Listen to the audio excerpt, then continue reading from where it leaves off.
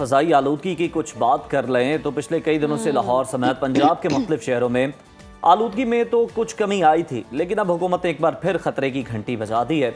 Senior वजीर पंजाब मरियम औरंगजेब का कहना है कि mechanic street washing, water spray और real time air quality monitoring भी जारी है। भट्टों और इंडस्ट्रीज की सख्त निगरानी की जा रही है, जबकि खुली जगहों पर आग जलाने पर जीरो टॉलरेंस है और SOPs की खिलाफ वर्जी पर रोजाना में हम देख रहे हैं कि बहुत बड़ी तादाद में भारी जुर्माने भी आयद किए जा रहे हैं। और सीनियर वजीर के मुताबिक सूबे भर में स्मोक इमरजेंसी स्क्वाड्स 24 घंटे फील्ड में मुतहरिक हैं। ट्रैफिक पुलिस की स्पेशल एंटी स्मोक ड्यूटियां बढ़ा दी गई हैं और धुआं छोड़ने वाली गाड़ियों के खिलाफ क्रैकडाउन भी तेज कर दिया गया है। जबकि दूसरी जानिब कराची की सूरत हाल भी कुछ बेहतर नहीं है। शहर की फ़ज़ा तेज़ी से मुज़र सेहत होती जा रही है और एयर क्वालिटी इंडेक्स जो है वो ख़तरनाक हदों को छूने लगा है। इसी तमाम तर सूरत हाल पर बात कर लेते हैं। हमारे साथ मौजूद हैं महकमा मौसमियात के डिप्टी डायरेक्टर इरफान विर्क साहब। वेलकम टू सुनो पाकिस्तान। सर, पंजाब की तरह हम देखें कि कराची में भी एयर क्वालिटी इंडेक्स खतरनाक होता जा रहा है, ख़राब हो रहा है, इसकी बुनियादी वजूहात क्या है?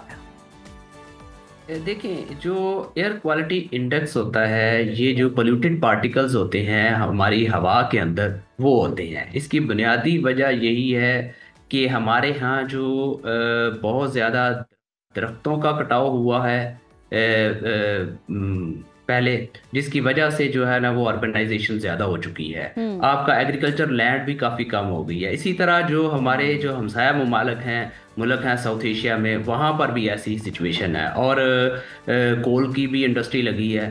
तो हमारे यहाँ जो ऊपर हवा के अंदर पोल्यूटेड पार्टिकल्स हैं, उसकी मकदार इधर आके, क्योंकि आगे माउंटेन्स हैं, हमारे आगे हिमालयाज रेंज है, जिसकी वजह से ये जो पोल्यूटेड पार्टिकल्स हैं इधर रुक जाते हैं हवा के ऊपर और ये वो रहते हैं, जिसकी वजह से जो जब सर्दियाँ आती हैं तो ये नीचे आ जाते हैं सरफेस के ऊपर, तो जिससे जो ये पोल्यूटेड पार्टिकल्स जो है ना स्मोक हमें नजर आती है विंटर। अच्छा इरफान साहब, हवा के बदलते पैटर्न्स पाकिस्तान में फ़ज़ाई आलूदगी में कितना बड़ा किरदार अदा कर रहे हैं? देखिए, ये जो मौसमियाती तब्दीली की वजह से जो बारिशों के पैटर्न जो चेंज हो रहे हैं, ख़ास तौर पे जो बारिशें हुआ करती थी पहले अक्टूबर तक जाया करती थी, अब अक्टूबर में भी ही ड्राई रहना शुरू हो गया है और नवंबर जो है ना वो ऑलरेडी ड्राई होता था और आगे जो दिसंबर है वो भी हम देख रहे हैं कि पिछले 5 सालों से जो है इतनी ज़्यादा बारिश नहीं हो रही। तो ये जो मौसमी तब्दीली आ रही है, इनके जो पैटर्न चेंज हो रहे हैं मौसम की, ये भी एक वजह है कि ये पोल्यूटेड पार्टिकल्स जो होते हैं ये सब साइड नहीं करते, यानी कि जब बारिश होगी तो ये नीचे बैठ जाएंगे, तो बारिश नहीं होती जिसकी वजह से ये नीचे नहीं बैठते, इसलिए ये कभी मशरक की तरफ चले जाते हैं, कभी ये मगरब की तरफ आ जाते हैं। जब ये मशरक की तरफ जाते हैं तो ये इंडिया वाली साइड पे ज़्यादा हो जाता है, जब ये मगरब की तरफ आते हैं तो ये पाकिस्तान के जो मशरकी इलाके हैं उनमें जो है ना ये आ जाते हैं ज़्यादा। अच्छा इरफान साहब, क्या कराची में भी लाहौर की तरह कोई स्मॉग इमरजेंसी या खुसूसी मॉनिटरिंग प्लान जो है वो बनाया जा रहा है या आपके डिपार्टमेंट से डिस्कस किया गया है?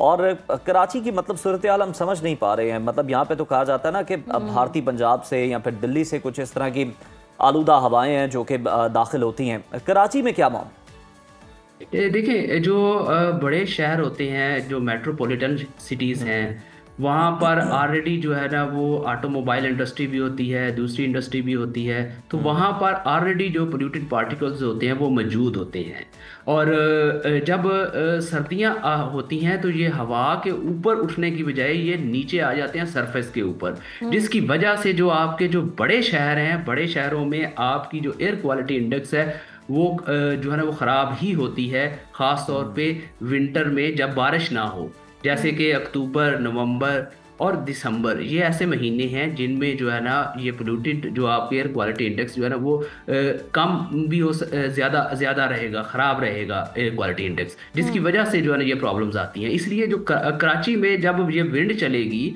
जब कोई मगरबी हवाओं का सिलसिला आएगा, कोई बलाई इलाकों में बारिश होगी, उससे आप देखेंगे कि कराची में भी जो है वो बेहतरी आ जाएगी। सही। अच्छा इरफान साहब, सीनियर वज़ीर पंजाब मरियम औरंगजेब ने खबरदार किया है कि आइंदा दिनों में मशरकी हवाओं के ज़रिए भारतीय शहरों की आलूदगी जो है वो लाहौर की फ़ज़ाओं को दोबारा बुरी तरह मुतासर कर सकती है। तो लाहौर की फ़ज़ा मज़ीद कितनी ख़तरनाक हो सकती है और जो हम एयर क्वालिटी इंडेक्स देख रहे हैं वो कितना ऊपर जा सकता है?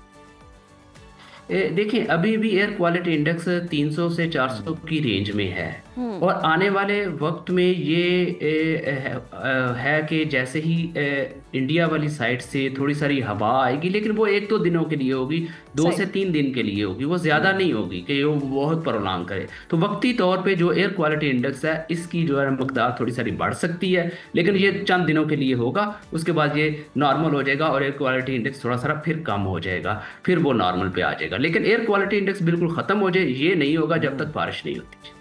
बिल्कुल ठीक है, बारिश का इंतजार है। इरफान साहब, रवा हफ्ते के मौसम के हवाले से अगर हम बात कर लेते हैं, सर्दी की बात कर लेते हैं, तो कम से कम जो दर्जा हरारत है वो शो यही हो रहा है आने वाले दिनों में कि 10 से नीचे जा सकता है। तो सर्दी क्या कोई इससे बहुत ज़्यादा भी हो सकती है या बस इसी तरह की सूरत हाल रही? देखिए अभी बारिश के चांसेस तो नहीं है, आने वाले दिनों में कोई बारिश नहीं है, लेकिन ये अभी जो टेम्परेचर है, क्योंकि अभी हवा जो है वो हमारे बिल्कुल नॉर्थ से आ रही है, शुमाल से आ रही है, जिसकी वजह से हमारे जो प्लेन एरियाज हैं, मैदानी इलाके हैं, वहाँ पर भी टेम्परेचर थोड़ा सा कम हो रहा है। जैसा कि आज अगर देखा जाए तो आज इस्लामाबाद में 4 डिग्री सेंटीग्रेड गया है, और लाहौर में भी जो है ना वो 10 डिग्री सेंटीग्रेड से कम हो गया। आने वाले दिनों में ये सर्दी जो होगी 2 से 3 रोज़ जो है ना वो टेम्परेचर जो है ना आपके कम रहेंगे, लेकिन उसके बाद जो है ना वो टेम्परेचर फिर नॉर्मल हो जाएंगे। सही, टेम्परेचर फिर नॉर्मल हो जाएंगे। इरफान साहब, स्मोग या आलूदा फ़ज़ा के दौरान शहरियों को कौन सी एहतियाती तदाबीर अपनानी चाहिए, कौन से इक़दाम जो हैं वो लाजमी करने चाहिए? देखिए जो स्मोक है इससे जो है सांस लेने में मुश्किल होती है, गला खुश्क हो जाता है, तो इसलिए जब ये लोग बाहर निकले स्मोक के दौरान तो मास्क का इस्तेमाल करें, और इस दौरान में पानी या मशरूबात जो हैं उनका ज़्यादा इस्तेमाल करें, क्योंकि सर्दियों में नॉर्मली यही सोचा जाता है कि पानी जो है ना वो लोग नहीं इस्तेमाल करते क्योंकि सर्दी होती है। तो ये स्मोक अगर हो तो इसमें जो है ना वो पानी लाजमी इस्तेमाल करें, ये आपके लिए जो है ना वो बेहतर। अच्छा इरफान साहब, लास्टली हमें ये भी बता दें कि हुकूमत और मुकामी इंतज़ामिया जो है वो मुख्तलिफ इक़दाम कर रही है, हम देख भी रहे हैं। मज़ीद ऐसे कौन से इक़दाम हैं लॉन्ग टर्म पॉलिसी के लिए? ये तो जो कुछ किए जा रहे हैं उनमें से ज़्यादातर तो शॉर्ट टर्म है, लॉन्ग टर्म के लिए हमें क्या करने की ज़रूरत है ताकि हम ये जो फ़ज़ाई आलूदगी है इसमें कमी ला सके, अगर हम इसे ख़त्म भी ना कर पाए? देखिए जी, मौसमियाती तब्दीली जो है वो अब अगर कोई कहे कि ये रातों रात जो है ना वो ख़त्म हो जाए, ऐसा नहीं हो सकता। मौसमियाती तब्दीली की वजह से हमारा एटमॉस्फेयर जो है वो नॉर्मल से गर्म हो चुका है, वार्म हो चुका है। अब अगर वो नॉर्मल से गर्म हो चुका है तो इसमें लॉन्ग टर्म तब्दीली उसी सूरत में आ सकती है कि जब हम जो एटमॉस्फेयर के अंदर कार्बन डाइऑक्साइड की मकदार को कम करें। ये इसके लिए पॉसिबल यही है कि आप कार्बन सिंक्स का इजाफा करें। तो कार्बन सिंक्स में वन ऑफ द जो है वो ज़्यादा से ज़्यादा दरख्त लगाएं। ये दरख्त जो है ये कार्बन सिंक का काम करेंगे। और जहाँ पर आप अर्बनाइजेशन करते हैं, जितने एरिया में आप अर्बनाइजेशन करते हैं, कम से कम उसके साथ वेजिटेशन या ग्रीन बेल्ट लाजमी बनाएं, ताकि वो जो आपकी जितनी कार्बन डाइऑक्साइड एमिट हो हवा के अंदर, उतनी कार्बन डाइऑक्साइड जो है ना वो जज़ब भी हो, और आपको जो है ना कम से कम एटमॉस्फेयर में जो आपका नेट जीरो हो, जिससे जो है ना ये लॉन्ग टर्म पॉलिसीज हैं, इन पर जो है ना वो सोचना चाहिए। सही, ज़्यादा से ज़्यादा पौधे लगाने चाहिए, ग्रीनरी होनी चाहिए, जिसकी वजह से कार्बन डाइऑक्साइड ज़्यादा होगी और जो फ़ज़ा की आलूदगी है उसमें कमी आएगी। बहुत शुक्रिया इरफान साहब आपके वक्त का। और स्मोग का ख़तरा अभी भी बरकरार है और आवाम को भी चाहिए एहतियात करें। हुकूमत भी इस हवाले से इक़दाम कर रही है और खातिर खाम कोई बारिशें देख नहीं रहे जिसकी वजह से लगे कि स्मोग में कमी। शॉर्ट टर्म के लिए तो बहुत कुछ किया जा रहा है, लेकिन लॉन्ग टर्म के लिए भी सोचने की ज़रूरत है और कोई ऐसी पॉलिसी बनाने की ज़रूरत है। तो खैर ये जो एयर क्वालिटी इंडेक्स की सूरत हाल थी, इससे मुतालिक हमने आपको आगाह किया, ये भी बता दिया कि आने वाले दिनों में कैसी रहेगी। आज मुल्क के मुख्तलिफ शहरों में दर्जा हरारत क्या रहेगा, ये जान लेते हैं वहां से। आइए चलते हैं और देखते हैं कि आज मौसम कैसा रहेगा।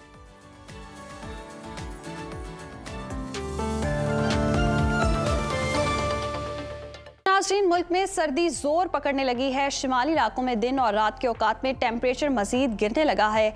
महकमा मौसमियात के मुताबिक मैदानी इलाकों में कहीं कहीं स्मोग और हल्की धुंध छाई रहेगी। मुख्तलिफ शहरों में मौसम की क्या सूरत हाल है, आइए जानते हैं। और हमेशा की तरह सबसे पहले बात करेंगे आबशारों और सब्जाजारों की सरजमीन गिलगित बल्तिस्तान की, जहाँ बेशतर इलाके शदीद सर्दी की लपेट में हैं। गिलगित में ज़्यादा से ज़्यादा दर्जा हरारत 11 और कम से कम -2 डिग्री रहने की तवक्को है। स्कर्दों की बात करें करें तो यहाँ पर हम देख रहे हैं ज़्यादा से ज़्यादा टेम्परेचर है 5 और कम से कम -8 डिग्री तक गिरने की तवक्को है। महकमे मौसमियात के मुताबिक आइंदा 24 घंटों के दौरान गिलगित बल्तिस्तान के अक्सर इलाकों में मौसम खुश्क रहेगा। और अब आपके साथ शेयर करेंगे चश्मों और झरनों के नगर आज़ाद कश्मीर का मौसम, जहां अक्सर इलाकों में सर्दी का राज बरकरार रहेगा। दारुल हुकूमत मुजफ्फराबाद लिए चलते हैं आपको। यहां पर हम देख रहे हैं ज़्यादा से ज़्यादा दर्जा हरारत है 22 और कम से कम 5 डिग्री रहने का इम्कान है, जबकि श्रीनगर में ज़्यादा से ज़्यादा दर्जा हरारत 13 और कम से कम -5 डिग्री रहने की तवक्को है। मौसम का हाल बताने वालों ने आइंदा 24 घंटों के दौरान कश्मीर में मौसम शदीद सर्द रहने की पेशगोई की है। और अब बात कर लेते हैं मेहमान नवाजों की धरती खैबर पख्तूनख्वा का। जिक्र करते हैं यहाँ के मौसम का, तो सूबे के बेशतर अजला में मौसम सर्द और खुश्क रहेगा। पेशावर की बात करें तो यहाँ पर ज़्यादा से ज़्यादा पारा 23 और कम से कम 7 डिग्री रहने का इम्कान है, जबकि सवात में हम देख रहे हैं ज़्यादा से ज़्यादा टेम्परेचर 13 और कम से कम -2 डिग्री तक गिरने की तवक्को है। महकमे मौसमियात के मुताबिक आइंदा 24 घंटों के दौरान पेशावर, सवाबी, मर्दान, DI खान और गिरदुनवाह में चंद मकामात पर हल्की धुंध पड़ने का इम्कान है। और जी अब जिक्र हो जाए लहलहाते खेतों के देश पंजाब का, जहाँ पर हम देख रहे हैं सूबे के अक्सर अजला में मौसम सर्द और खुश्क रहेगा।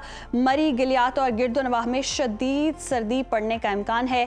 बागों के शहर लाहौर की बात कर लेते हैं। लाहौर में हम देख रहे हैं ज़्यादा से ज़्यादा दर्जा हरारत 24 और कम से कम 10 डिग्री तक रहने की तवक्को है। शहर इक़्तिदार इस्लामाबाद में ज़्यादा से ज़्यादा पारा 22 और कम से कम 7 डिग्री रहने का इम्कान है। औलिया के शहर मुल्तान का जिक्र करते हैं। यहाँ पर हम देख रहे हैं जो मैक्सिमम टेम्परेचर है वो है 25 और मिनिमम 10 डिग्री तक की तवक्को है। महकमा मौसमियात ने आइंदा 24 घंटों में लाहौर, शेखुपुरा, गुजरावाला, जहलुम, फैसलाबाद, साहिवाल, मुल्तान, डेरा गाजी खान, बहावलपुर और गिरदुनवाह में स्मोग और चंद मकामात पर हल्की धुंध पड़ने की पेशगोई की है। और अब जी बात कर लेते हैं रकबे के लिहाज से सबसे बड़े सूबे बलूचिस्तान की, जहां पर ज़्यादातर इलाकों में मौसम खुश्क रहेगा। फलों के शहर कोयटा का रुख करते हैं। कोयटा में हम देख रहे हैं ज़्यादा से ज़्यादा दर्जा हरारत 16 और कम से कम -2 डिग्री तक गिरने का इम्कान है। महकमा मौसमियात के मुताबिक आइंदा 24 घंटों के दौरान सूबे के बेशतर अजला में सर्दी रहेगी। और आखिर में आपके साथ शेयर करते हैं गंधारा तहजीब के मरकज सूबा सिंध का मौसम, जहां बेशतर अजला में सूरज अपनी पूरी आबोताब के साथ चमकेगा। शहर कायद कराची की बात करें तो यहाँ पर हम देख रहे हैं ज़्यादा से ज़्यादा टेम्परेचर 31 और कम से कम 13 डिग्री तक गिरने का इम्कान है, जबकि हैदराबाद में ज़्यादा से ज़्यादा पारा 28 और कम से कम 16 डिग्री तक रहने की तवक्को है। महकमे मौसमियात ने आइंदा 24 घंटों के दौरान सूबे के बेशतर अजला में मौसम खुश्क रहने की पेशगोई की है।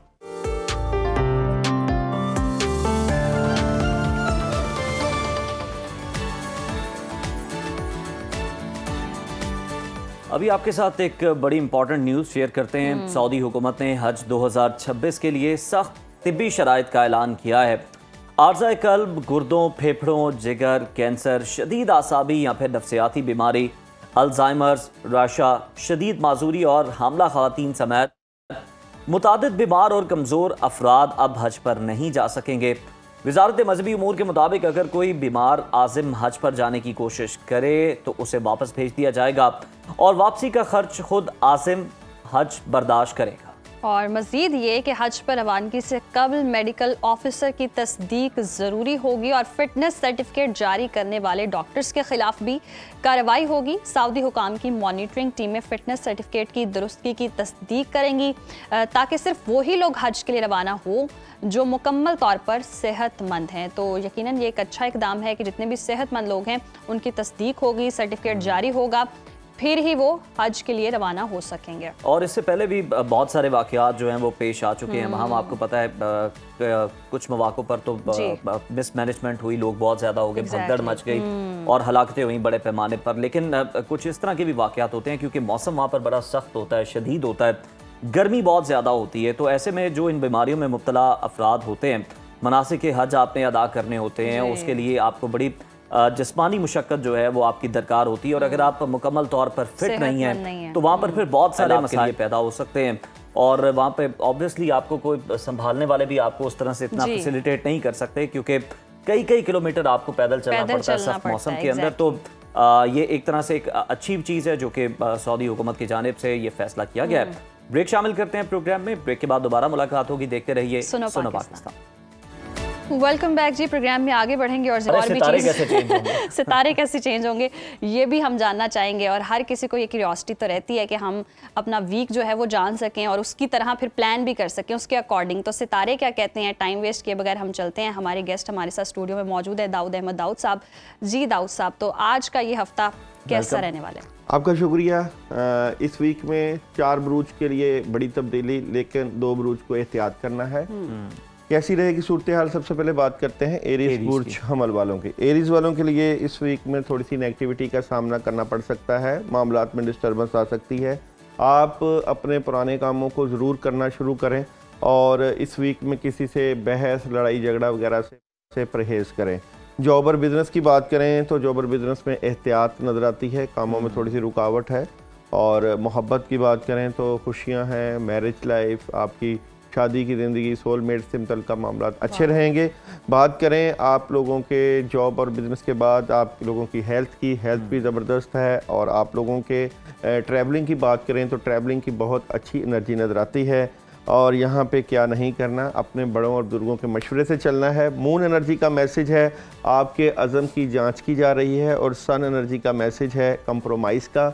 पढ़ने के लिए ला हौला वला कुव्वता इल्ला बिल्लाह की एनर्जी आप लोगों के लिए बड़ी ज़बरदस्त रहेगी। बुर्ज सौर वालों की इस वीक की स्टोरी ऑफ द वीक की बात करें तो क्या होने जा रहा है, तो बुर्ज सौर वालों के मामलात इस वीक में बहुत ज़बरदस्त रहेंगे। आपके काम बेहतरीन तरीके से चलेंगे, अपॉर्चुनिटीज़ मिलेगी। और यहाँ पे एस ऑफ कप भी मौजूद है, पुराने काम भी और मौजूदा काम में आपको बहुत पॉजिटिव एनर्जी मिल रही है। कोई नया काम मिल सकता है, ऑप्शन आ रही हैं और मेडिटेशन भी कर रहे हैं, हालात में बेहतरी है। जॉब और बिज़नेस की एनर्जी की बात करें तो पैसे आ सकते हैं, ख्वाहिशें पूरी हो सकती हैं।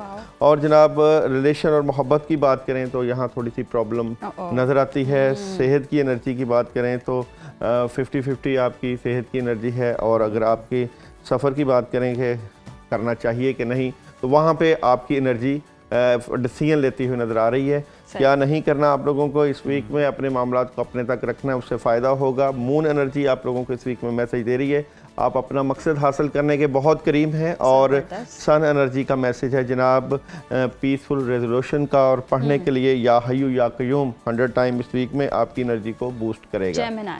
जेमिनी वालों की इस वीक की स्टोरी ऑफ द वीक की बात करें तो जेमिनी वालों को आगाज़ में कुछ यानी कि मंडे और ट्यूसडे एहतियात करनी चाहिए। कुछ मामलात में नेगेटिविटी आ सकती है, चिटिंग हो सकती है, लेकिन उसके बाद आपके कामों में एक बूस्ट लग रहा है। बहुत ज़बरदस्त एनर्जी है, पॉजिटिविटी है, कामों में हेल्प आएगी। और यहाँ पे आप ओवर थिंकिंग वगैरह भी कर रहे हैं, लेकिन काम आपके स्मूथली चलना शुरू हो जाएंगे।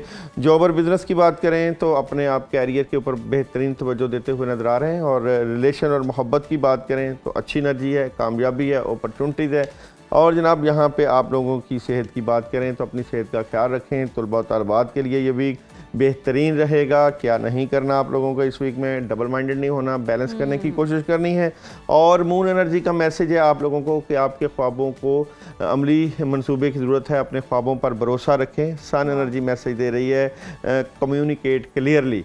और पढ़ने के लिए औज़ुबिल्लाहि मिनश्शैतानिर्रजीम का विर्द आपके लिए अच्छी एनर्जी। कैंसरियन का ये हफ्ता कैसा रहेगा? कैंसर वालों का ये वीक कैसा रहेगा, तो कैंसर वाले इस वीक को किस तरह गुजारेंगे, तो बेहतरीन तरीके से आपके काम होते हुए नजर आ रहे हैं। आप अगर परेशान हैं तो ये वीक आपकी परेशानी ख़त्म कर सकता है, क्योंकि अपॉर्चुनिटीज़ आएंगी। यहाँ पे कुछ नया आगाज़ कर रहे हैं, कुछ बिगनिंग है, अच्छी बिगनिंग है। और आपकी स्पिरिचुअलिटी में भी बड़ा ज़बरदस्त इजाफा नजर आता है। बात करें आप लोगों के जॉब और बिज़नेस की तो बिलाशुबा अखराजात को कंट्रोल करें, अपने जॉब और बिज़नेस में चीज़ों को कंट्रोल करना सीखें। मोहब्बत की बात करें तो मोहब्बत में डिले है, नेगेटिविटी है, थोड़े से डिस्टर्बेंस हो सकती है। बात करें आप लोगों की सेहत से मुतल्लिका तो सेहत बड़ी ज़बरदस्त नज़र आती है। और यहाँ पे आप लोगों का सफ़र और यहाँ पे 50-50 एनर्जी है। अगर आप अब्रॉड वगैरह जाना चाहते हैं तो एहतियात कीजिएगा, क्या नहीं करना। अच्छा जी, आपके पास इस वीक में विजडम बहुत ज़्यादा है, आपने सुस्ती नहीं दिखानी, ज़्यादा से ज़्यादा एनर्जेटिक रहना है, कामों में हाथ डालना है। मून एनर्जी मैसेज दे रही है आप लोगों को इस वीक में मनफियत को रद्द करने का वक्त है। और सन एनर्जी मैसेज दे रही है कि जो चीज़ आप करना चाह रहे हैं अभी उसके लिए थोड़ा सा वेट कर रहे हैं। बिस्मिल्लाहिर्रहमानिर्रहीम 100 टाइम अच्छी एनर्जी लेकर आएगा आपके लिए इस वीक में।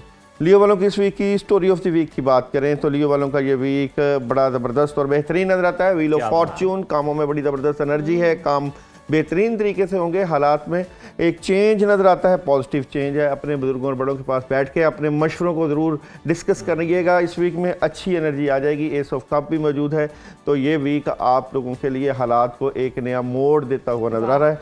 जॉब और बिजनेस में फ़ाइट कर रहे हैं थोड़ी सी, आप अपने कैरियर और जॉब में अगर किसी से बहस नहीं करते तो ज़्यादा फ़ायदा हो जाएगा। अपने पॉजिटिविटी को सामने लेकर आइए।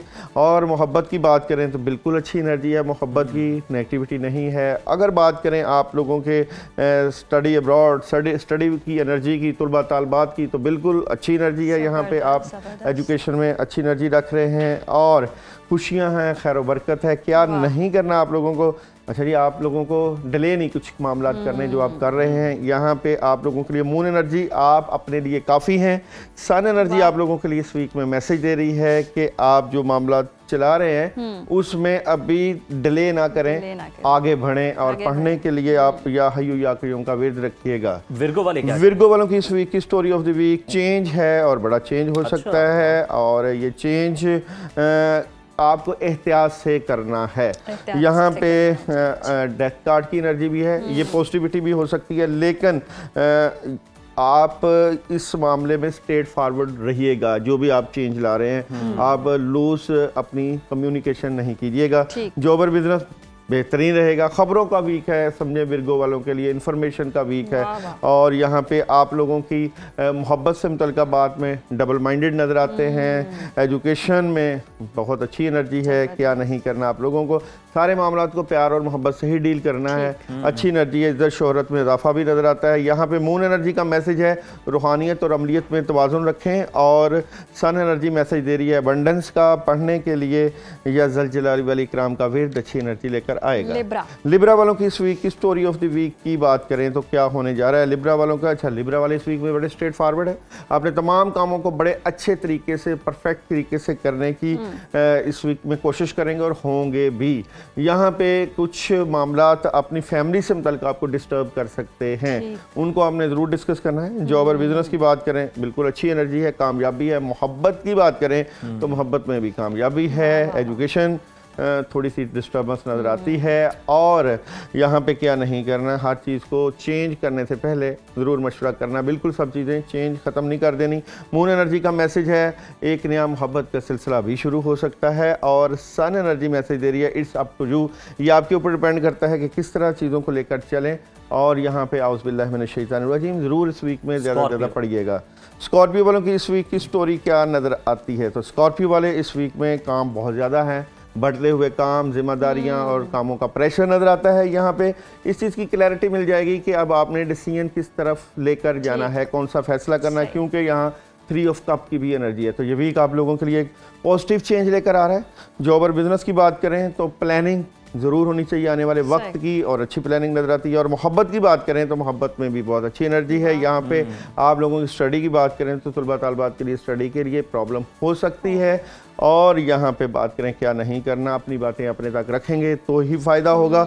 मून एनर्जी मैसेज दे रही है आप लोगों के कि एक ज़ाती मसला हल हो रहा है। सन एनर्जी कह रही है जनाब गेट मोर इन्फॉर्मेशन, अगर हालात अच्छे चाहिए तो मोर इन्फॉर्मेशन हासिल करें। और यहाँ पे या अरहमर राहिमीन का विर्द आपके लिए अच्छी एनर्जी लेकर आएगा। सेजिटेरियस वालों की इस वीक की स्टोरी क्या नज़र आती है? तो सेजिटेरियस वाले किसी बात को अपने दिल पर ना लें, क्योंकि यहाँ पे डिसार्ट होना आपके लिए प्रॉब्लम का बायस बन सकता है। यहाँ पे आपकी फैमिली से मुतल्लिक़ कुछ चीज़ें इस वीक में रिजॉल्व हो रही हैं, बेहतरीन तरीके से बेहतरी की तरफ ही जा रही हैं। और आप अपने मामलात को बड़ा पॉजिटिव देखते हुए नज़र आ रहे हैं। जैसे कि जॉब और बिजनेस में एक नई शुरुआत है, हालात में बेहतरी है, पैसे आ सकते हैं। और मोहब्बत की बात करें तो मोहब्बत में भी एक अच्छी खबर मिल सकती है। यहाँ पे एजुकेशन की एनर्जी डाउन है, तुलबा तालबात की।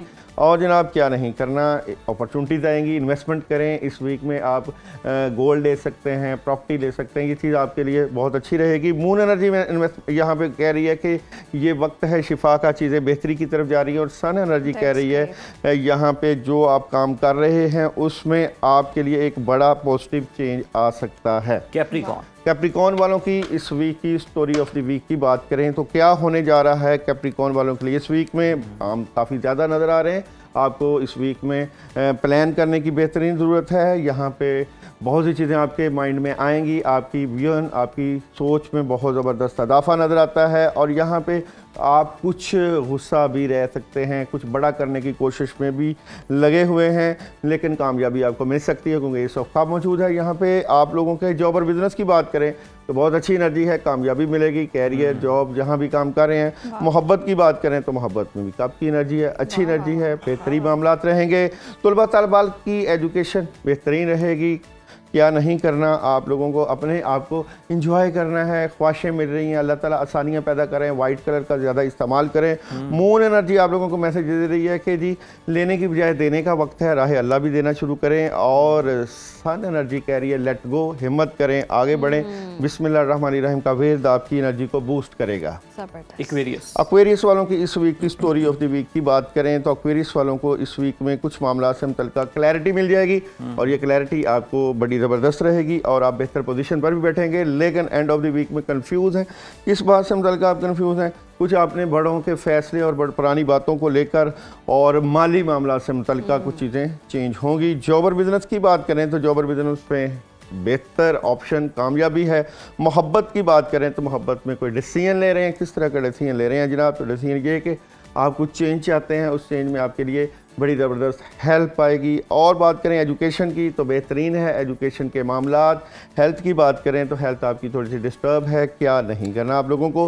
किसी से फजूल में बहस, लड़ाई झगड़ा बिल्कुल ना कीजिएगा। यहाँ पे मून एनर्जी का मैसेज है, ये वक्त अमल करने का है, वेट करने का नहीं। और सन एनर्जी दे रही है with in the next few days आपको आपके मामलात में बेहतरी नज़र आ जाएगी। और पढ़ने के लिए या हय्यू या क़य्यूम का वेद रखिएगा।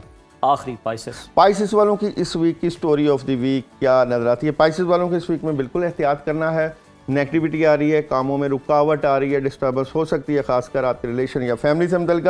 आप अपनी नेगेटिविटी को ख़त्म करने के लिए कोई ना कोई सॉल्यूशन ज़रूर निकालें। खासकर आप अपनी कम्युनिकेशन को बेहतर करें। जो लोग आपके कान दिमाग भर रहे हैं उसकी बात ज़रूर सुनें, क्यों भर रहे हैं। जॉब और बिज़नेस की बात करें, जॉब और बिज़नेस में डबल माइंडेड हैं, बैलेंस करना सीखें। मोहब्बत की बात करें तो मोहब्बत में अपॉर्चुनिटीज़ मिलेगी। और जनाब आप लोगों की एजुकेशन के मामला बेहतरीन रहेंगे और हेल्थ की एनर्जी भी ज़बरदस्त है। मून एनर्जी का मैसेज है, जज्बात बहुत ज़्यादा बढ़ रहे हैं। और सन एनर्जी टेक एक्शन। और पढ़ने के लिए आप लोग सूरह इखलास 41 टाइम इस वीक में ज़रूर पढ़िएगा। ज़बरदस्त, बहुत शुक्रिया दाऊद साहब आपके वक्त का। और ये था जी सितारों का हाल। और जो जो मशवरे दाऊद साहब ने दिए हैं उनको आपने उन पर अमल भी करना है। और आपका पूरा वीक कैसा गुजरेगा इस चीज़ का आपको अंदाज़ा हो चुका है। फिलहाल प्रोग्राम में वक्त हुआ ब्रेक का, देखते रहिए सुनो पाकिस्तान। एक बार फिर से प्रोग्राम में आपको खुशामदीद कहते हैं। और नाज़रीन, जैसे कि आप सब लोग जानते हैं कि मौसम की तब्दीली की वजह से जो बीमारियां लगती हैं हम प्रोग्राम में उनका जिक्र भी करते आ रहे हैं। और आज भी मौसम तब्दील हो रहा है और सांस की बीमारियां बढ़ रही हैं। इसी पर बात करेंगे। ख़ास तौर पर दमा के मरीज़ों के लिए ये मौसम चैलेंजेस से भरपूर होता है। खांसी, सांस में सीटी की आवाज़ आना और बलगम की तकलीफ़, ये सब मसाइल सर्दियों में आम हो जाते हैं। तो सवाल ये कि क्या दमा के मरीज़ सर्दियों में किस तरह से अपनी सेहत का ख्याल रख सकते हैं? खांसी और बलगम से निजात के मौसर कुदरती तरीके कौन से हैं हमारे पास? सांस की राह को आसान स्मूथ बनाने के कौन से महफूज और हर्बल नुस्खे मौजूद हैं जिनका कोई साइड इफेक्ट भी नहीं है, ताकि जनाब सर्दियों में दमा के जो मरीज़ हैं वो भी आराम से सांस ले सके, क्योंकि बहुत ज़्यादा है। तो आइए इन्हीं तमाम तर मसाइल के हवाले से डिस्कस कर लेते हैं, इनका हल भी जान लेते हैं। मारूफ हर्बलिस्ट इसहाक फ़रूख साहब हमारे साथ मौजूद हैं। इसहाक साहब, वेलकम टू सुनो पाकिस्तान। लास्ट हमने आपके साथ दमा के हवाले से ही शो किया था, उसमें आपने बहुत सारी अच्छी चीज़ें बताई थी जिससे लोगों को बहुत फ़ायदा हुआ, लोगों ने बड़ा ज़बरदस्त फीडबैक भी दिया। आज उसी सिलसिले को हम कंटिन्यू करते हैं आगे। पहले तो ये बता दीजिएगा कि लोगों के जो सवालात हैं हम उन्हीं को ज़्यादा ज़ेरे बहस लाते हैं। जी जी। एक सवाल ये भी था कि दमा कितनी इकसाम का होता है, क्या इसकी भी मुख्तलिफ इकसाम होती हैं और हर किसी का इलाज मुख्तलिफ होता है? उज़ैर साहब, थैंक यू सो मच। ये ज़बरदस्त चीज़ है क्योंकि मौसम के मुताबिक ये बहुत ज़बरदस्त सेगमेंट होगा। और पहले भी जो प्रोग्राम किया था उसी पर भी लोगों ने बहुत ज़्यादा अप्रिशिएट किया और उन लोगों को बहुत फ़ायदा हुआ। अब लोग जो है ना, दरअसल हमारे ज़्यादातर एजुकेटेड लोग नहीं होते, वो ज़्यादातर स्टडी नहीं करते, उन बेचारों को पता नहीं होता। वो डॉक्टर के पास गए, डॉक्टर ने इनहेलर लिख दिया, वो इसी समझते हैं कि सारा दमा एक जैसा होता है। ऐसा नहीं होता। मेरी सिर्फ एक रिक्वेस्ट है व्यूअर्स से कि बात को गौर से सुन लीजिएगा। इंशाअल्लाह ताला अज़ीज़ आपको इसके साथ पूरी दमे की ट्रीटमेंट का पता चल जाएगा कि हमने करना क्या है। और दमा कितनी एक शाम का होता है। दमा का ये होता है उज़ैर साहब कि अब कुछ लोगों को चलते हैं, सांस चढ़ता है, सीटी की आवाज आती है, उसके अंदर कोई बलगम नहीं होता, उसके अंदर कोई बलगम नहीं होगा, ठीक है, उसको सिर्फ सीटी की आवाज आएगी। अब इसकी ट्रीटमेंट और होगी। अब इसके लिए मैं साथ साथ ट्रीटमेंट भी बताता जाता हूँ, लोगों को इंतहा का फायदा होगा।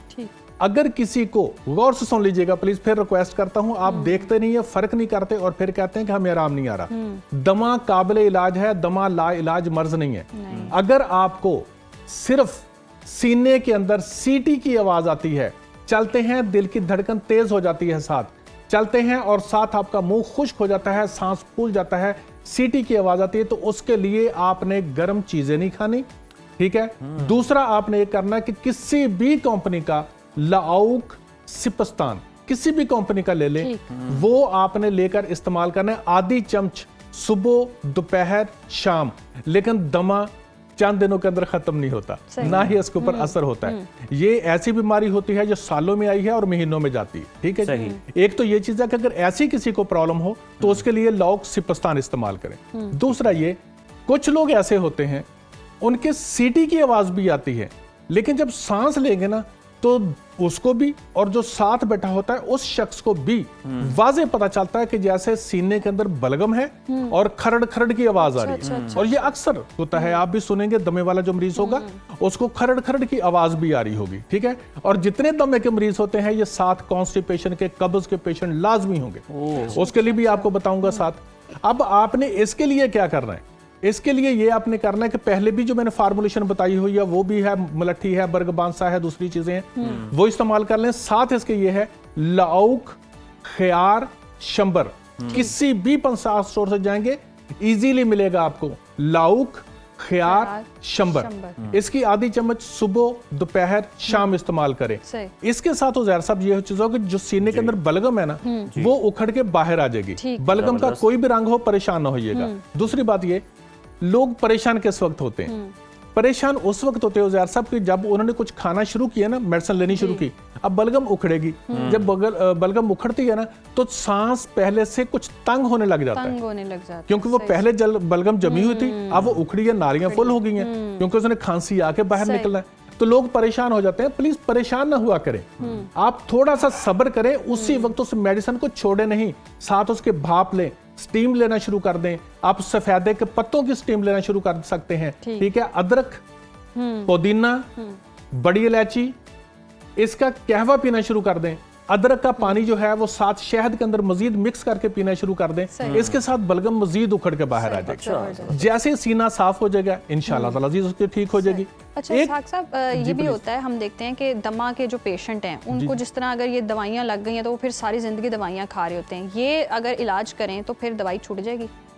छोटी, मैंने ना अल्हम्दुलिल्लाह कोई 100 ने हजारों के हिसाब से दमे के मरीज ऐसे हैं जो इनहेलर ले रहे थे 20-20 साल के। अच्छा, मैंने उनको ट्रीटमेंट जब किया तो अल्हम्दुलिल्लाह उनसे कहता हूँ कि साइकिल चलाओ, सही मेडिसिन छोड़ने के महीना बस साइकिल चलाओ। अल्हम्दुलिल्लाह पेशेंट ऐसे हैं जो साइकिल चलाते हैं, हाइकिंग करते हैं, सब कुछ है। ये सब हमारी मिथ बनी हुई है कि होता एक्चुअली स्टीरॉयड है। मरीज थोड़ा सा हौसला करे, इंशाल्लाह ताला अज़ीज़ उसका दवाइयां छूट जाती हैं, ये कोई नहीं रहती। अब तीसरी किस्म जो है दमे की, तीसरी किस्म, इसके लिए ये चीज होती है कि खांसी आएगी पेशेंट को, ठीक, इतनी खांसी आती है ना उसको, खांस खांस के बेचारे को छोटी सी हल्की सी सफेद रंग की बलगम निकलती है खांस खांस के। और पंजाबी जुबान में या आम हमारे जो लोग हैं वो पता क्या कहेंगे कि उथू आ गया। अच्छा अच्छा, ठीक है ना, उथू आता है, यानी कि इतनी खांसी आती है कि उस बेचारे की आंखें बाहर को आने लग जाती हैं, फिर जाकर थोड़ी सी सफेद रंग की बलगम आएगी। इसके लिए मैं आपको फार्मूलेशन बताता हूँ, आप ये कीजिएगा और एक साथ कहवा इस्तेमाल कीजिएगा।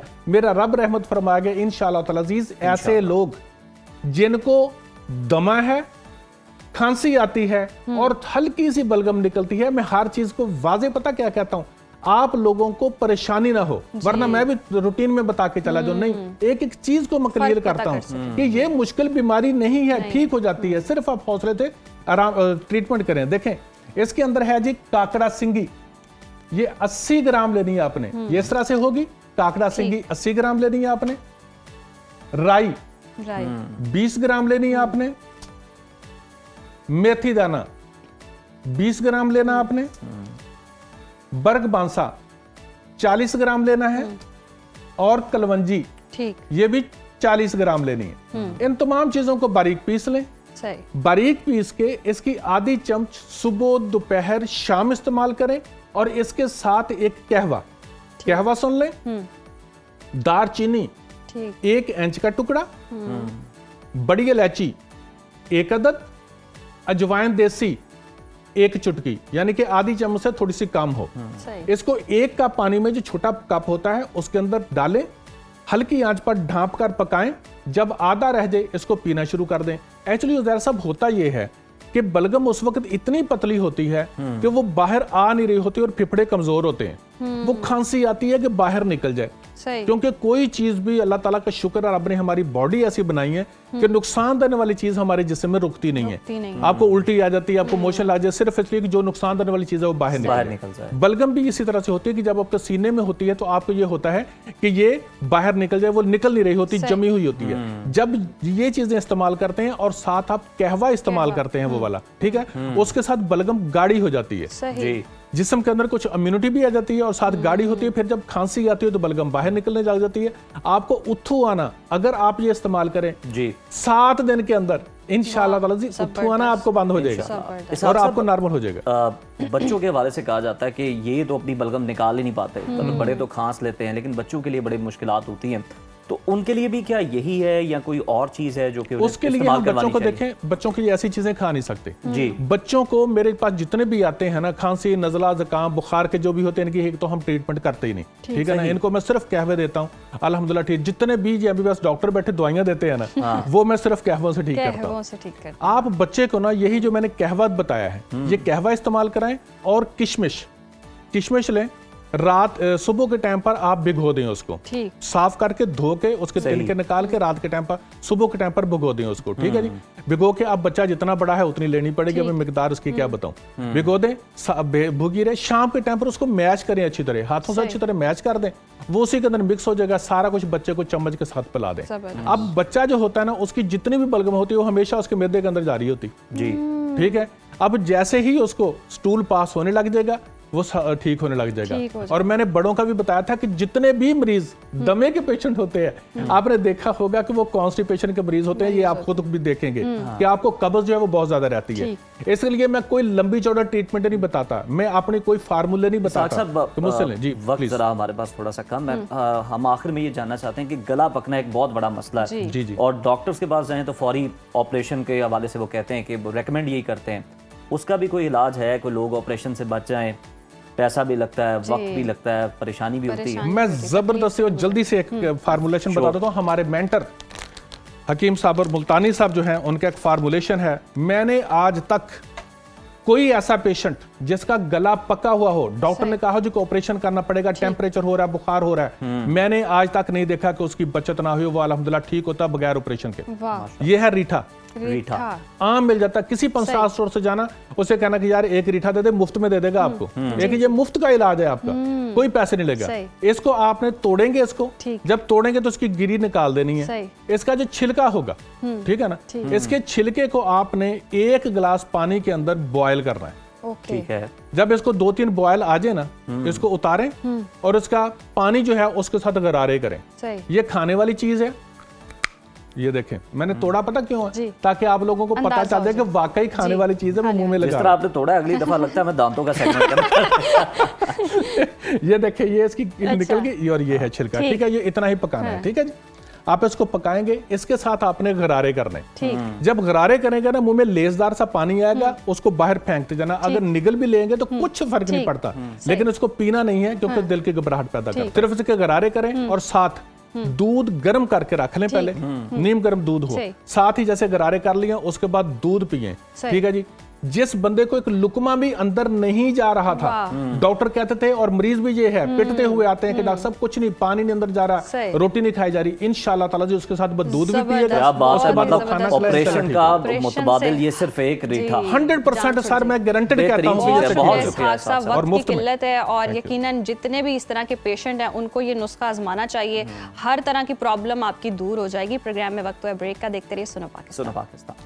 Welcome back. प्रोग्राम में आगे बढ़ेंगे और बात करेंगे एक इंतहाई अहम सोशल इशू की। प्राइवेट स्कूलों में महंगी किताबें और यूनिफॉर्म बेचने का का धंधा अरूज पर पहुंच चुका है। महंगी तालीम ने तो वालिदैन के होश पहले ही उड़ा रखे थे, मगर अब लोगों वाली महंगी नोटबुक्स और यूनिफॉर्म्स ने सूरत हाल को मजीद मुश्किल बना दी है। और इस हवाले से मुसाबकती कमीशन ने नोटिस लिया है और एक लामिया जारी किया है कि बताया गया है उसमें कि बच्चों को जी महंगी लोगों वाली कॉपीज़ और यूनिफॉर्म ख़रीदने पर मजबूर किया जाता है और यही चीज़ें मार्केट से 280% तक महंगी फ़रोख्त हो रही हैं और वालिदैन सस्ते मुतबादिल भी नहीं खरीद सकते हैं। कमीशन का ये कहना है कि ये कंपटीशन एक्ट की सीधी सादी खिलाफ वर्जी है। निजी स्कूल्स हज़ारों कैंपस चलाते हैं, लाखों वालिदैन और तलबा मुतासर हो रहे हैं और महंगे एडमिशन और ट्रांसपोर्ट की मुश्किलात के बायस स्कूल तब्दील करना भी आसान नहीं है। दूसरी जानिब स्टेशनरी और यूनिफॉर्म बेचने वाले छोटे कारोबार भी बुरी तरह मुतासर हो रहे हैं। मुसाबकती कमीशन ने 17 बड़े निजी स्कूल सिस्टम्स को शोकॉज नोटिस जारी किया है और उन्हें 14 दिन के अंदर तहरीरी जवाब देने की हिदायत की है और साथ ही कमीशन ने खबरदार किया कि खिलाफ वर्जी पर 7.5 करोड़ रुपए तक का भारी जुर्माना भी हो सकता है। और इसी तमाम तर सूरत हाल पर बात करने के लिए हमारे साथ मौजूद हैं all Pakistan private schools federation के सदर काशिफ मिर्ज़ा साहब और उनके साथ मौजूद हैं advocate high court Naeemul Hasan Awan साहब जो मुतासरीन में शामिल हैं। तो सबसे पहले तो काशिफ साहब आपकी जानिब आऊँगी। जिस तरह से हम सूरत हाल देख रहे हैं, वालिदैन बरसों से शिकायत कर रहे हैं कि स्कूल जो है वो महंगी लोगों वाली किताबें, कॉपीज़ और यूनिफॉर्म्स जो हैं वो ज़बरदस्ती ख़रीदने पर मजबूर करते हैं। तो प्राइवेट स्कूल्स की जानिब से इस ब्लैकमेलिंग की वजह क्या है? वालिदैन को मजबूर क्यों किया जा रहा है? बहुत शुक्रिया आपका यहाँ पे इनवाइट करने का। ये बड़ा अहम इशू है बेशक, और इसमें सबसे पहले जो तारीफ थी वो रेगुलेटर की है। और जो आपने देखा कि लोगों की कापियाँ, लोगों की किताबें, अपनी किताबें, अपने नोट्स या यूनिफॉर्म, खुसूसन यूनिफॉर्म, इस तरह की बहुत सारी चीज़ें हैं जो स्कूल जो है वो खुद ही मजबूर करता है वालिदैन को कि वो बच्चों के लिए खरीदें। ये बुनियादी तौर पे एक रेगुलेटर जो हर एरिया में मौजूद है, जिसमें इस्लामाबाद में पीरा है, DRA है, पंजाब में और इसके अलावा सिंध में भी मौजूद हैं। तो ये उनकी जिम्मेदारी है कि ये इस चीज़ को कंट्रोल करते हैं। लेकिन अब मुसाबकती कमीशन जो कंपटीशन कमीशन है उसने भी नोटिस लिया है, ये भी एक अच्छी बात है। लेकिन ये बुनियादी जिम्मेदारी जो है वो उस रेगुलेटर की है, DRA की है, जो बार बार इनको कहता रहता है कि आप इस पे अमल दरामद करें। जो एक्ट है, जैसे जो सेक्शन 7 है उसका सब सेक्शन 10 है, वो रोकता है इनको कि आप ये यूनिफॉर्म नहीं बेचें, आप ये खसूसी जो लोगों वाली किताबें, सॉरी कापियाँ हैं या किताबें जो मखसूस हैं, जो सिर्फ जो है ना उसी स्कूल से या उस स्कूल की रिकमेंडेड शॉप से, ऐसा नहीं है कि स्कूल खुद भी बेचता है। स्कूल ने मखसूस शॉप्स रखी हुई हैं, रिकमेंडेड शॉप्स रखी हुई हैं, वो वहाँ पे कहते हैं जी कि वहाँ से ही खरीदें। तो इसकी ममानत की है। और इस पे जो DRA रावलपिंडी थी उसने भी एक नोटिस जारी किया था 9 मई को 2024 को। अच्छा नईम साहब, एक और अच्छी तजवीज़ दी है। अगर हम पंजाब की बात करें, पीरा को हम देख लें कि बहुत ज़्यादा तजावुज़ात के खिलाफ, इंक्रोचमेंट के खिलाफ तो वो है ही, इस तरफ भी उसको यूटिलाइज़ किया जा सकता है। और कौन कौन से इदारे हैं जो कि वालिदैन के लिए आसानी पैदा कर सकते हैं, जो स्कूल वालों की मुश्किलात है उनको कम कर सकते हैं? देखें, DRA की जो कंपोजिशन है ना पंजाब में सबसे पहले जो DC है उसका चेयरमैन होता है, जो स्कूल्स का यहाँ पे CEO होता है डिस्ट्रिक्ट में, वो उसका सेक्रेटरी होता है। उसमें एक मेंबर होता है DMO डिस्ट्रिक्ट मॉनिटरिंग ऑफिसर, और एक पेरेंट्स का मेंबर, और एक जो रेप होता है वो स्कूल की तरफ से होता है। ये एक बड़ा अच्छा रेगुलेटर है अगर इसको फॉलो। नईम साहब आपकी तरफ आते हैं, काशिफ साहब ने इस दौरान हमें ज्वाइन कर लिया, उन्हें शामिल गुफ्तगू करते हैं, फिर आपकी जानिब आते हैं। काशिफ साहब, स्कूलों का काम था सर तालीम और तरबियत फराहम करना, लेकिन ये स्कूल लोगों वाली कॉपीज, यूनिफॉर्म, इस तरह की स्टेशनरी वाली आइटम्स कब से बेचना शुरू हो गए हैं और बाउंड क्यों किया जाता है बच्चों को वालिदैन? पहले तो जी बात ये कि ये अब भी स्कूल का काम तालीम और तरबियत ही है, और अल्हम्दुलिल्लाह पिछले 40 सालों के अंदर जो स्टैट्स हैं, जो रिजल्ट्स हैं, उस बात का प्रूफ है कि क्वालिटी एजुकेशन की अगर बात की जाएगी तो प्राइवेट सेक्टर को ही आप कहेंगे। और 2,07,000 स्कूल और 2,69,00,000 बच्चा, 15 लाख टीचर हमारी क्वालिटी की वजह से है। और रहेगी बात कि ये बुक्स और जो आप आइडेंटिफाई कर रहे हैं बात, एक तो ये पाकिस्तान के अंदर जब से मुझे याद पड़ता है, और यकीनन आपने भी जब से देखा है तो ये कई दहाइयों से जो है वो सिलसिला फैसिलिटेट करने की हद तक तो ठीक है, लेकिन कोई भी अगर एक्सप्लॉइट करेगा पेरेंट्स को या किसी भी प्लेटफॉर्म पे कोई भी किसी को करता है वो गलत है। उसकी जितना कंडेम किया जा सकता है उस पे कानून के मुताबिक भरपूर एक्शन लेना चाहिए। काशिफ साहब बिल्कुल दुरुस्त फरमा रहे हैं आप, और कब से ये सिलसिला जारी है तो ये रुकना तो चाहिए ना। एक्सप्लॉइट तो हो रहे हैं, बच्चे भी हो रहे हैं, वालिदैन भी हो रहे हैं, और अगर मुतबादिल कोई बुक्स मिल रही हैं, किताबें मिल रही हैं,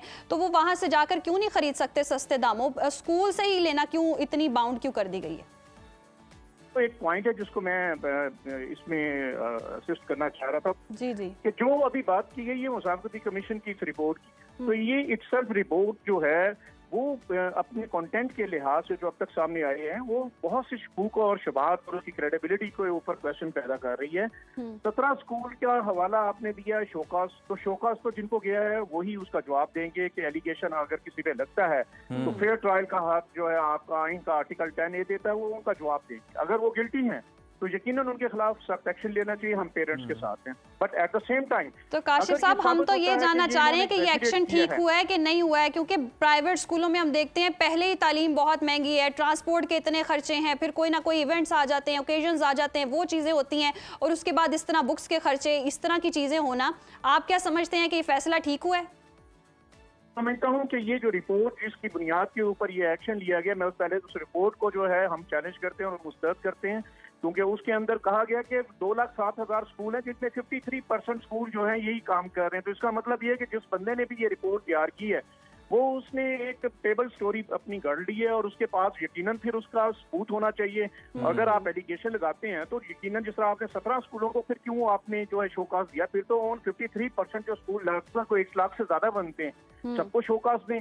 तो जो साबित करता है कि यहाँ पे जो है वो एलिगेशन जो है ब्लेम गेम की गई है, क्योंकि गवर्नमेंट अपने जो है जिम्मेदारियां 25A आर्टिकल उससे तो जो हटाना चाहती है। मेरा 2 करोड़ 80 लाख बच्चा आउट ऑफ स्कूल है, उसके ऊपर कोई बात नहीं कर रहा, उसके ऊपर कोई बात नहीं कर रहा कि 1,52,000 स्कूल से 25 साल पहले आज 1,30,000 रह गए, फंक्शनल 90,000 है, जो कि आधे से ज्यादा वो प्राइवेट लोगों के हवाले कर दिए। तो स्टेट रिस्पॉन्सिबिलिटी गवर्नमेंट तो खुद अपनी शिफ्ट कर रही है।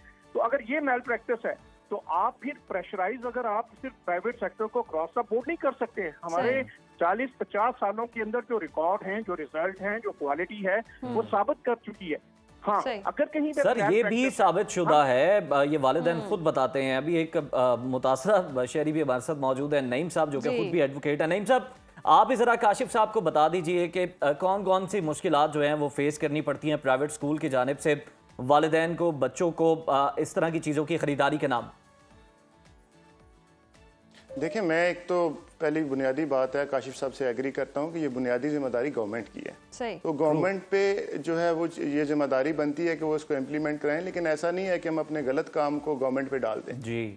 जब कोई स्कूल इस तरह की चीज़ करती है, स्कूल का काम, बुनियादी काम तालीम पे फोकस होना चाहिए। तालीम के अलावा हर काम ये कर रहे हैं, यानी लोगों वाली किताबें, ये स्टेशनरी के काम भी कर रहे हैं, ये यूनिफॉर्म यानी कपड़े का काम भी ये कर रहे हैं, ये तालीम का काम नहीं कर रहे। तालीम में जब हम पूछते हैं तो वो शाम को मैसेज आता है जी कि आप अपने बच्चे पे तवज्जो दें। हम जब 4 या 5 या 6 घंटे के लिए या 8 घंटे के लिए स्कूल भेजते हैं बच्चा, कई दफ़ा ज़्यादा टाइमिंग भी होती है, तो वो हम ये चाहते हैं कि वो बच्चा जो है स्कूल जाता है तो उसको तवज्जो दे के उसे तालीम पे बताया जाए, बजाय इसके कि उसे तालीम पे रखा जाए। ये एक कमर्शियल एक्टिविटी बन चुकी है। आपने देखा होगा जब हेयरिंग्स हुई थी 2017-18 में, तो उसमें स्कूल ने ये कहा था कि हम जो है वो एक कारोबार हैं, हमें आर्टिकल 18 के तहत डील किया जाए। और लेकिन वहाँ पे जजी साहबान ने ये कहा था कि आर्टिकल 18 में रिस्ट्रिक्शंस भी होती हैं, तो ये इन रिस्ट्रिक्शंस को कबूल करें। मैं तो इससे एग्री करता हूँ काशिफ साहब की बात से कि इसको अक्रॉस द बोर्ड होना चाहिए, 17 स्कूलों तक नहीं। ये जितने स्कूल इस तरह की गैर कानूनी हरकतों में मुलव्वस हैं उन सब के खिलाफ एक्शन होना चाहिए। और वालिदैन के लिए ये बड़ा दर्द सर है। क्यों? क्योंकि फीस तो एक हद तक आ जाती है ना, फीस के अलावा जितने ये खर्चे बनते हैं ये फीस से ज्यादा बन जाते हैं। तो उसके लिए दिन ब दिन पेरेंट्स के अलावा बहुत सारे खर्चे और दिन ब दिन वालिदैन के लिए परेशानी का सबब बन रहे हैं। बहुत शुक्रिया नईम साहब हमारे साथ मौजूद थे। और यकीनन वालिदैन बहुत ज़्यादा परेशान है और लिमिटेड स्कूलों तक नहीं ये होना चाहिए, सारे स्कूलों जो कि इस तरह की हरकतें कर रहे हैं उनके खिलाफ एक्शन होना चाहिए। और स्कूल कम कारोबार ज़्यादा लग रहे हैं। आगाज ही है और लोगों को कम से कम नजर तो आया है क्या हो रहा है, लोग इस बारे में बात करते थे, लेकिन इतने बड़े पैमाने पर सरकारी सतह पर बात नहीं होती थी, और इसलिए हमने ये इशू रेस किया ताकि जो वालिदैन हैं अब वो अपने बच्चों को क्वालिटी एजुकेशन जो है वो दिलवा सकें और उनकी मुश्किलात जो हैं वो कम हो सकें। अभी जनाब इजाज़त दीजिए आज के लिए, कल दोबारा आपकी खिदमत में हाजिर होंगे, तब तक के लिए अल्लाह के हवाले।